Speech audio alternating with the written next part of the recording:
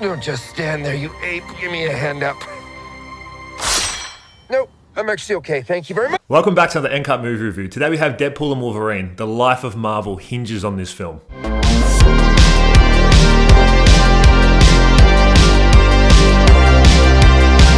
Straight off the bat, this review has no spoilers. The plot now. If you're familiar with Deadpool, you know exactly what this plot's going to be like. It's just 2.5 hours of Deadpool taking the piss out of anything and anyone he can. And in this movie, it's Marvel. And they deserve it because, let's be honest, they've been putting out duds for the last 4 or 5 years since Endgame finished. A lot of the joking that he does in this movie is spot on to bagging Marvel. And I can't believe he's finally allowed to do it, and it's so good that he is without. And the fact that he's doing it under their noses is hilarious. Now, the plot of this movie is very thin, but the whole premise of it is them two teaming up to save Deadpool's timeline. They're going to destroy them all. And if you're familiar with the Loki TV show, the TVA are in control and they look after the sacred timeline, which is the timeline of all the universes in the Marvel Cinematic Universe and keeping them safe. And if you remember the movie Logan, that Hugh Jackman Wolverine was actually the anchor of Deadpool's timeline. He's died, obviously, so now that whole timeline is going to get de-rezzed. And Deadpool finds this out. He goes against the TVA, has to find a Logan from a different timeline, bring him to his timeline, and pretty much make him the new anchor. Now, we find out that this Wolverine is the worst Wolverine of them all. He's not a hero, he's not a good guy, and Deadpool's whole job is to pretty much raise him back up and become the hero that we know Wolverine is in all the past X-Men that we've seen. Now, outside of that, that's pretty much as deep as the plot gets, because this movie hinges itself and pretty much relies on your typical Deadpool hijinks. And that's fair enough, because that's what we know and love Deadpool for. But if you took away all the sort of Easter eggs and the little cameos and things like that we saw, which, don't get me wrong, were amazing. The plot of this movie is pretty bad, and it's pretty boring, and there's not really much going on. And that's just, it feels a lot like a typical Marvel movie in the last couple of years, where it's not really building up to anything. Like, it's sort of just relying on the names and names and names in the movie to get the plot going forward, which is fine.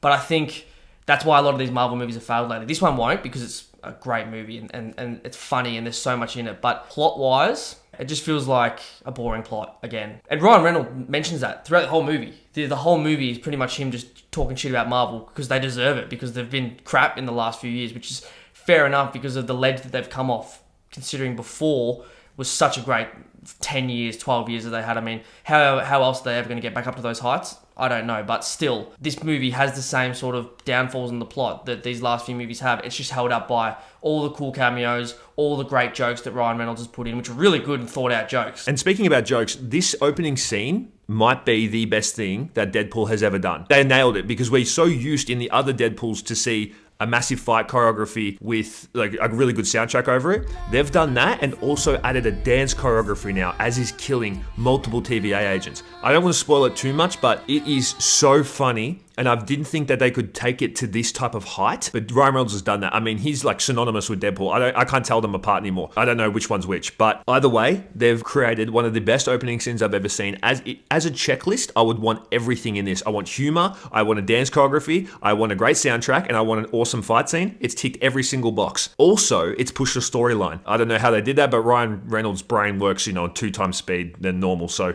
it makes sense for why he was the one to come up with it. But yeah, great opening scene. You guys need to see it. The chemistry between Hugh and Ryan on the screen was exactly what you imagined it would have been if you're a fan of both of those guys and you've been wanting this movie for years and years and years. I feel like this is how they would act together off screen, just completely ripping each other with jokes, always just having a quip to rip about each other. And you can feel that on the screen. And it is almost like, I feel in a way, waiting this long has been made it so much better. It's like, oh, we finally got it. But I think they missed the trick, these two. I think they could have had many movies where they could have just had them two just talking shit and everyone would have loved it. Also, waiting this long made it just as good. It made it probably better, There's so much as too much of a good thing, which is like what's happening with Marvel right now. So that's why I think with this, they've waited so long and it's worth it. It was so worth it. Just to add on here as well, if you're a comic book fan, you will love this film. Read up and study, because there is so many references to so many different timelines that Deadpool has to jump through. Some of them went over my head and I'd like to know. So if you do know and if you've seen the film, write that down in the comments of what the timelines were, because I'd love to know that. Immediately once the film finished, we went straight to Google and searched up all these different Easter eggs and shit, so the ones went over our head, because you could have an extensive knowledge and you still might miss some of the stuff like we did. Bingo. One of the villains in here has one of the most OP powers of all time, and she's a sister of a certain mutant who is OP. And has telekinetic powers. I'm not going to spoil it, but there's a hint there, and she is... They call him Wheels. She's a crazy character. She's very different. She manipulates people's minds, and it's a little different from what Wheels does. She does it in a way where she has to touch that certain character to be able to get inside their head. And she played a very vital role in this because it was going to push a major story through the TVA. You just can't have that because it's probably just a little too boring in terms of like the thickness of the plot. So they added this character in here to be able to push it a little further. And I think what I like about this character so much was that she didn't give a shit if she died or survived. She didn't give a shit about the character's feelings. And all she wanted to do was cause havoc at the highest of levels and have the maximum amount of effort. Maximum effort. The only downfall with this character was she had the worst ball cap on I've ever seen in my life. Like, she's bald in the movie. I mean, we've just given away. Wheels, Happy Wheels, Meals on Wheels, bald. Yeah. Put 5 and 5 together. Yeah. But she's wearing this ball cap, and it sucks. You can literally see where the ball cap starts and ends, and it just doesn't look good at all. And like, even when she's like moving her eyebrows, and you can just see like it just stops. There's like a line and it stops. That's where her ball cap is. So that was the only sort of thing I was watching on screen going like, they could have done either shave her head or do a little bit better, surely. Because maybe it was just me. If I find out that she was actually bald, I'm an idiot. But she literally, it just didn't look good. And it every time I looked on the screen and her head was there, all I can see is the ball cap. So that was my only little nitpick for her. And on a more serious level with the acting, I want to specifically talk about Hugh Jackman because there was a certain scene in here where he's trying to, I guess, come to terms with what he's done. And like every Logan character ever, basically, is always him trying to come to terms with what he's done. Head noise. Yeah, he does. He's got massive PTSD from everything he does. There's a certain scene, and it's, to me, Hugh Jackman might be the greatest actor of our generation, apart from Killian, you know? I know he's Australian, we're kind of a little bit biased, but it is what it is. He's acting in this, from him to be able to turn from all this comedy constantly, just one-liners, and then change it on a 180, flip it on its head, and all of a sudden he's now serious and going for this, stoic kind of, I'm really coming to terms with now what is wrong with me. Every time gets me. It always brings some type of tear to my eye. So that's something to look out for in this film. Just the levels and the amount of range that Hugh Jackman has. It's just unmatched. And I want to see more of it. So 90 years, come back. Yeah, another 90 years. And as well as we're not going to spoil any of the cameos and the sort of the Easter eggs and the little characters that come in and out of this movie, but they're not just in there as just like a cameo and a throwaway. These characters actually acted really well. And there's a specific character that when you see the movie, you'll know exactly who we're talking about, that acted his goddamn ass off. And he's pretty much saying a big fuck you to Marvel. And you'll understand why when you see the movie. And these characters and cameos aren't just in it as a way for Ryan Reynolds to say like, oh, look what we've got on screen. They're actually really seriously acting. Like and they're good high-end actors. Like, you'll see when you watch the movie that these weren't just throwaway characters that were like, oh, I remember seeing him from that movie. They're actual Hollywood A-list actors, and they're in this movie acting seriously. So that was also good from them. It could have been easy for them to just come in as a little cash grab and Ryan to say, hey, come in and just, be in your costume, and then that will get people going, ooh and ah. But no, they actually acted. They wanted to be in the movie. So that was good you could see that on the screen as well. And just one last thing. Whatever Hollywood's The Supplement is, I fucking need that.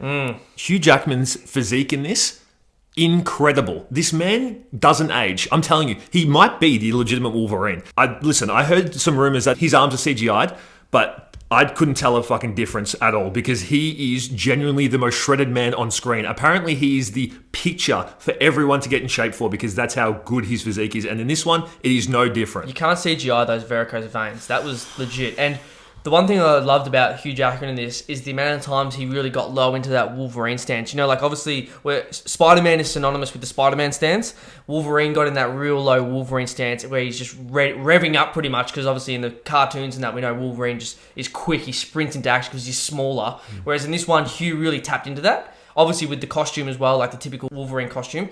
It's almost like he tapped into a different Wolverine, which is crazy to think because he's been doing it for so long. And that's just a testimony to him saying, I'm going to do a version of Wolverine that people have been screaming for years, comic book related. And that's what he did. We like to always wrap these reviews up with a rating. My rating for this movie, it can't be anything below an 80%. It was hilarious. It was something that we needed to refresh Marvel in a way. Also a great way for Marvel to just sit there and go, we know that we haven't been as good lately, and we're willing to take the jokes and take it on we cop it on the shoulder. And hopefully now after this movie, it'll be a new horizon for Marvel, or even they take some time off. But if we never see Hugh Jackman again as Wolverine, shattering, and there'll never be one like him. If you are seeing this, Hugh, we love you. Literally love you, man. You live literally like 25 minutes away from me. We used to. My rating for this movie is probably going to be a 90%, 95. I thoroughly enjoyed this film. There's nothing much wrong I can say about this. I I've always liked the Deadpool franchise itself. It has everything you need. If you're a massive, deep fan of these comic books, it's got everything for you. If you're a new fan, you're going to love this just because of the humor and how much it relates to actual reality of like our timeline.